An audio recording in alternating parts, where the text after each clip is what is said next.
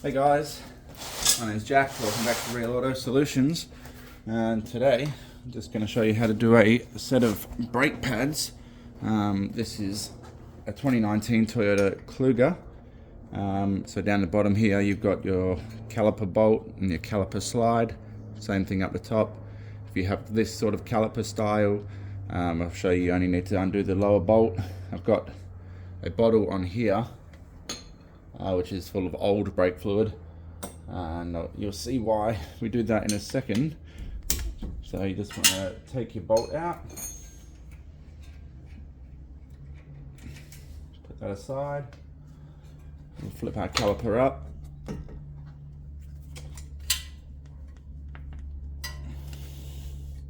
move that aside like that.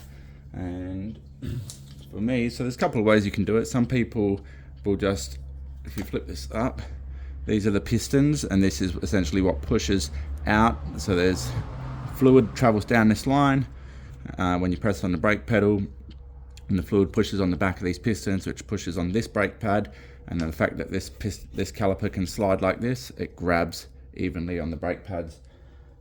So we need to push these pistons back because we've got low brake pad material. So we can take this little clip out, that aside.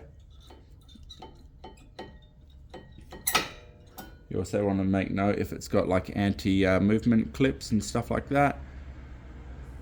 So we can see the brake pad's getting quite low, so due to be changed. Pop this one out. Just like that. Sometimes you might need a little screwdriver to pop them out. So our anti-movement clips are up the top, and then we had our anti-drag clip on the bottom there as well. So we're going to push these pistons back. So what we'll do, we'll flip this down. I'll rest it there on the disc, and then I have my little hose clamp. And then essentially, for me, I'll open this bleed nipple. Make sure that you've got this clamped off and this is open. Then with our big pliers, just going to work back these pistons under here.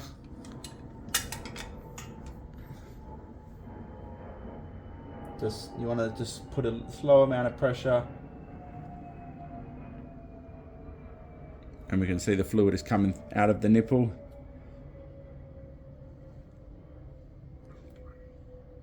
You want to just work that back.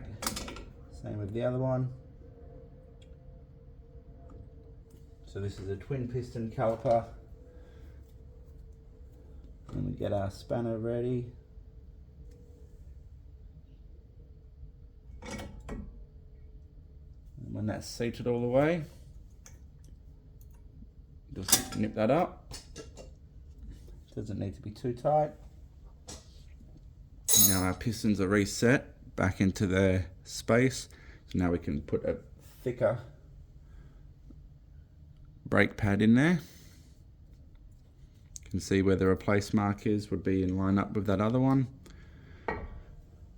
So the reason that we do it this way, and we put this clamp on there, is because we want to push the old brake fluid out rather than back up. If you don't have your car having a brake fluid flush for a while, you can get a lot of dirt and debris built up in the master cylinder. When you push these pistons back and force that fluid back up into the system, you can dislodge some of that dirt and essentially damage the seals. So always best to push it out. We want to clamp this to stop any possible air sort of retracting back into the system, which is again why we have the line, so it's sort of double safe. This is full of fluid. If anything does go back, it's only fluid at that point. So that's that. And now we just need to pull our slides out. So I'll flip this up for you. So this slide is a bit seized. And then these rubbers are anti-rattle for the caliper to stop it from doing this. And I'll just get myself a clean rag. Just want to wipe that down. Like that. And get some brake and caliper grease.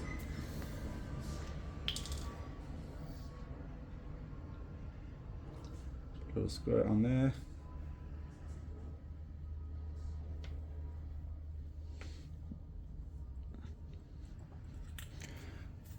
Put that in, rotate that. You're going to pop your top one off, and then you give this a clean. Same deal.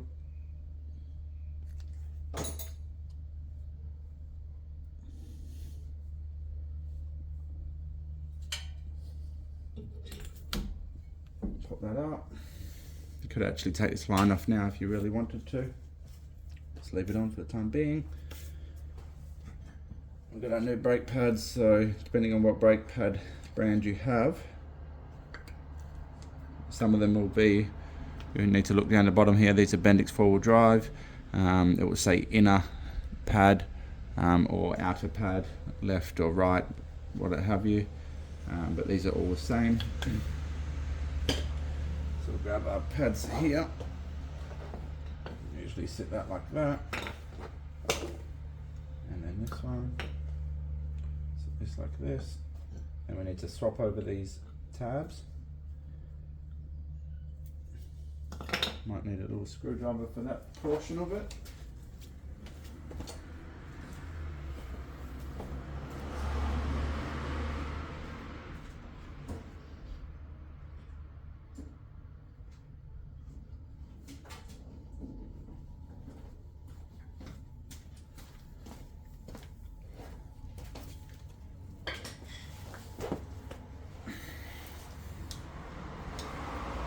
I just want to flip this little tab up inside there, that's sort of locking this on.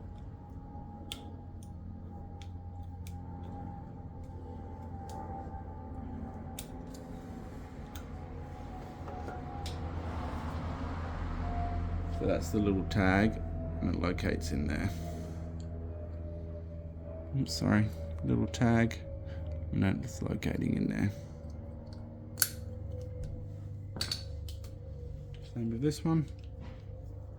So I'm going to try and pop that out.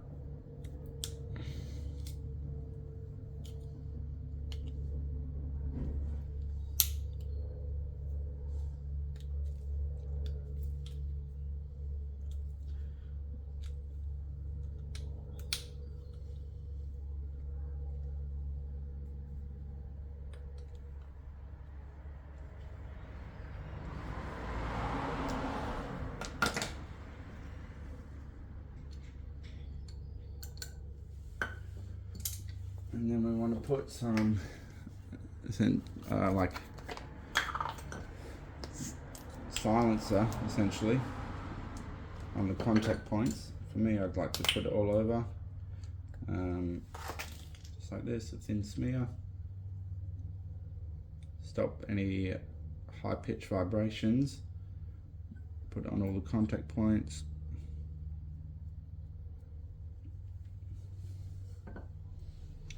Same with this one.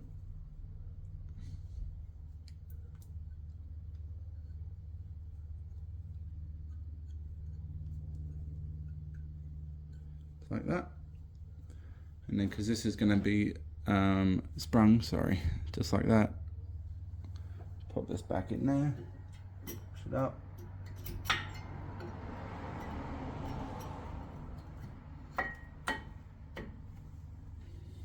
Same with this one.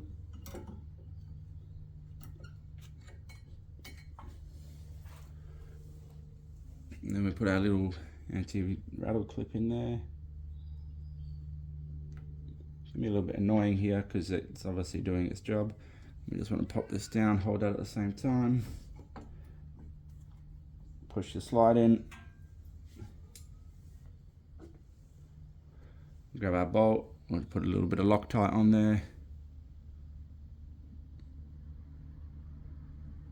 Just a touch.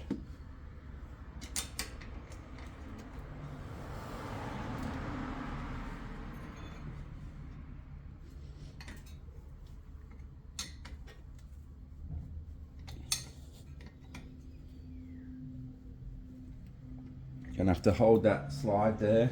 So you're gonna need to get another spanner, counter hold that, and then do that up, because that's rotating. So once you've done that, and done both sides, you put your wheels together and everything, put your wheels back on, you need to pump your brake pedal, so there will still be a little bit of play in these pistons to the brake pad.